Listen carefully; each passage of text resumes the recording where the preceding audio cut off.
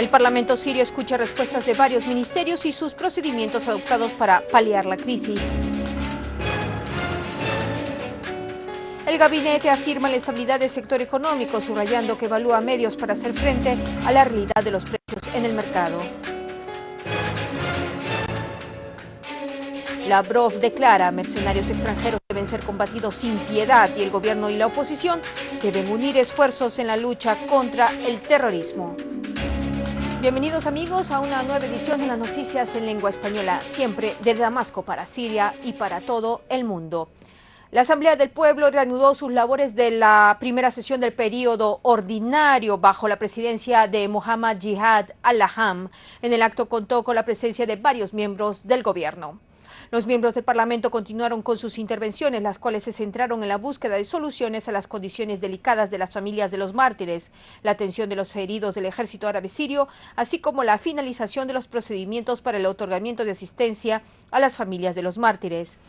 De igual manera, los miembros del Parlamento reiteraron la necesidad de solucionar la situación económica de los ciudadanos, reactivar el trabajo de las asociaciones de protección al consumidor y de lucha contra el monopolio para hacer frente al fraude. Además, la emisión de leyes que alivien las presiones impuestas contra los ciudadanos, la formación de un comité parlamentario para evaluar varias leyes de vieja data y la actualización de las leyes contra la corrupción.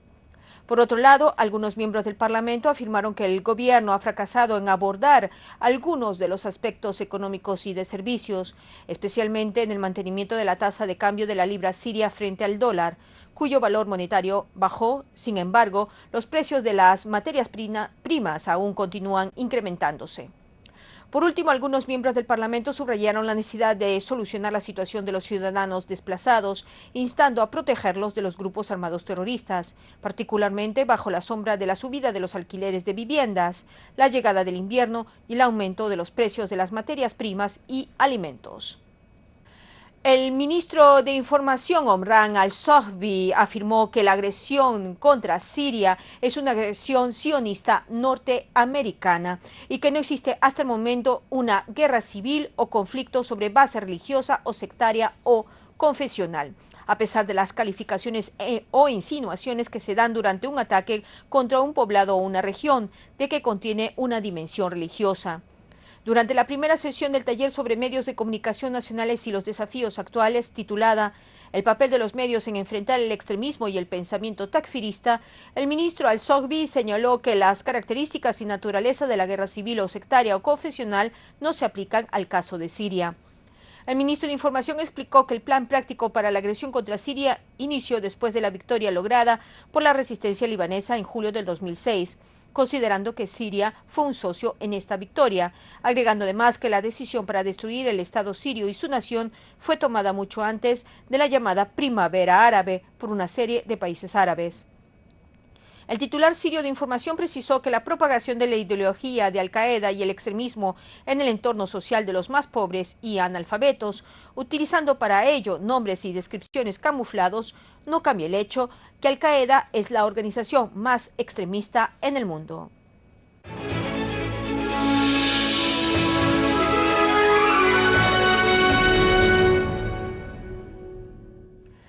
El presidente ruso Vladimir Putin aseveró que la coordinación de esfuerzos entre los países que participan en la búsqueda de una solución en Siria aleja el fantasma del uso de la fuerza, el cual hace aumentar el número de personas afectadas y víctimas en el territorio sirio. Durante su participación en el Foro Ruso de Inversiones, Putin expresó su satisfacción por la marcha del trabajo en torno a las armas químicas de Siria. Putin elogió los esfuerzos colectivos que se han desarrollado ante el Consejo de Seguridad de la ONU y la firme postura de China, India, Brasil, Argentina e Indonesia en este sentido. El canciller ruso Sergei Lavrov expresó su esperanza en que comiencen lo más pronto posible los preparativos para la celebración de la conferencia Ginebra II sobre la paz en Siria, haciendo hincapié en la necesidad de la participación de todas las partes sirias en el evento. Durante una rueda de prensa conjunta con su homólogo indio Salman Khurshid en Moscú, Lavrov señaló que algunas partes intentan anular la conferencia con el fin de reactivar la amenaza de un ataque militar contra Siria. Lavrov subrayó que la oposición siria en el exterior aún no ha sido capaz de presentar un programa de reconstrucción del país. Asimismo, insistió en que todas las partes deben aceptar la invitación para participar en el evento sin condiciones previas y sobre la base del Acuerdo de Ginebra. El ministro ruso afirmó que existe información sobre contactos realizados entre representantes de autoridades oficiales de ciertos países vecinos de Siria con el frente terrorista al-Nusra, así como otros grupos terroristas.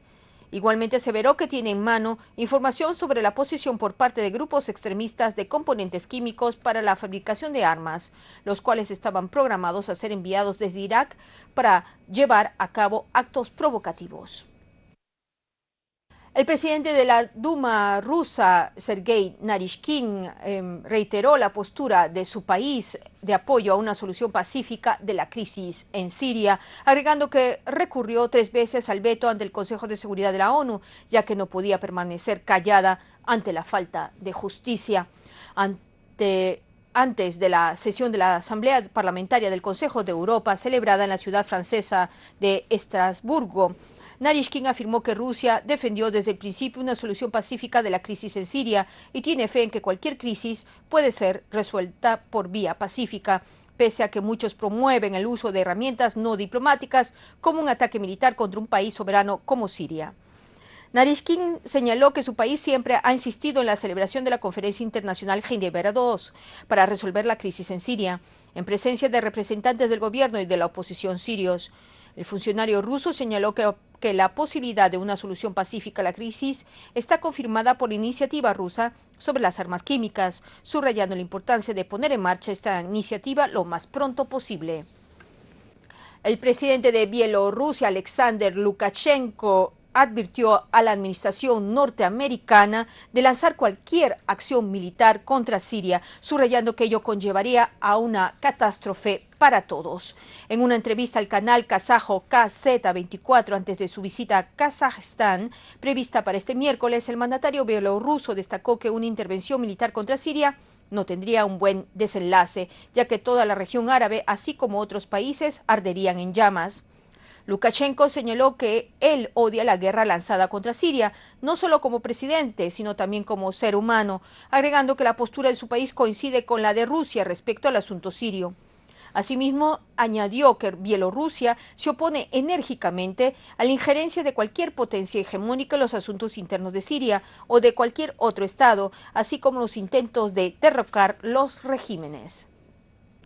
Irán afirmó que la adhesión de países al Tratado de No Proliferación de Armas Químicas se invoca en el interés de la seguridad de la región y de la legalidad internacional, en referencia al paso llevado a cabo por Siria. El portavoz del Ministerio de Relaciones Exteriores iraní subrayó que ciertos países, incluida la entidad sionista, aún no se han adherido al tratado, hecho que impulsó a Irán a presentar una demanda, el cual incluye una propuesta para invitar a las partes a unirse a ella con el fin de consolidar la seguridad de la región y la legalidad internacional. La Cancillería egipcia anunció que su gobierno no puede aceptar la mediación de cualquier parte extranjera en torno a los asuntos internos de Egipto o participación en lo relacionado con la reconciliación nacional. Tras una reunión sostenida entre el ministro de Relaciones Exteriores, Nabil Fahmy, con el responsable de la política exterior de la Unión Europea, Catherine Ashton, el portavoz de Exteriores egipcio, Badr Abdel Ati, subrayó que no se abordó la situación interna de Egipto, sino las relaciones bilaterales entre Egipto y la Unión Europea.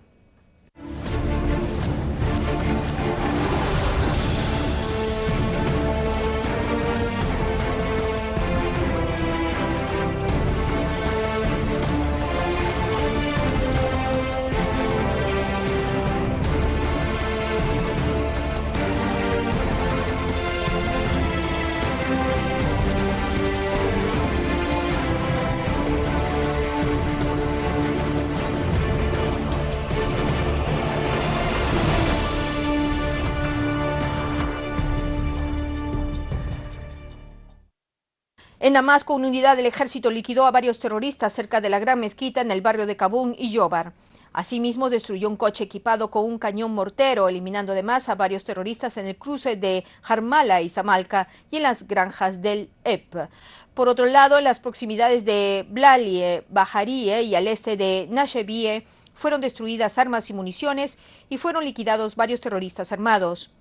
Por último, en las granjas de Emleja, numerosos terroristas del Frente al-Nusra fueron eliminados, la mayoría de nacionalidad árabe. Escuadrones del Ejército y de las Fuerzas Armadas infligieron cuantiosas pérdidas entre las filas de grupos terroristas armados durante operativos intensivos y relámpagos contra sus escondites y vehículos en las afueras de la antigua ciudad de Alepo y en el campo suroeste y este de la provincia de la referida provincia. Una fuente militar informó que 6 terroristas murieron y otros resultaron heridos durante un operativo militar contra un grupo terrorista que se dirigía desde el poblado de Al-Mansura hacia las zonas de seguridad de las afueras de la ciudad de Alepo. La misma fuente agregó que otra unidad liquidó a un grupo armado y frustró su intento de irrupción a las zonas de seguridad de la antigua ciudad de Alepo.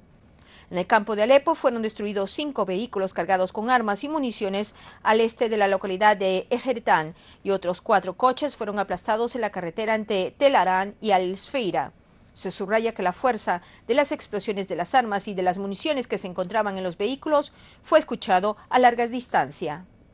Mientras en el campo de Hama, una fuente militar reveló que destacamentos del ejército exterminaron a terroristas del Frente al-Nusra en la zona de Mork, destruyendo además un lanzacohetes y 3 vehículos equipados con ametralladoras pesadas.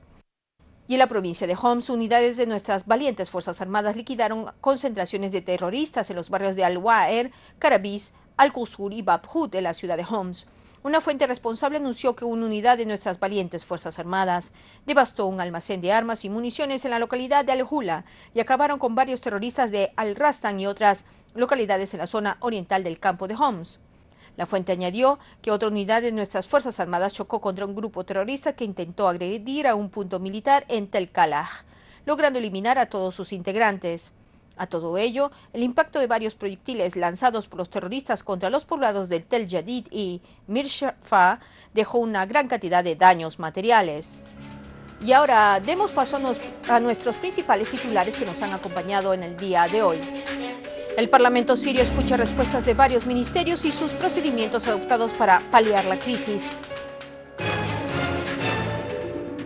El gabinete afirma la estabilidad del sector económico, subrayando que evalúa medios para hacer frente a la realidad de los precios en el mercado. Lavrov declara: mercenarios extranjeros deben ser combatidos sin piedad y el gobierno y la oposición deben unir esfuerzos en la lucha contra el terrorismo. Como siempre, los invitamos a continuar con nuestra programación creada especialmente para todos ustedes. Conmigo, muy buenas noches. Nos vemos en la edición de mañana.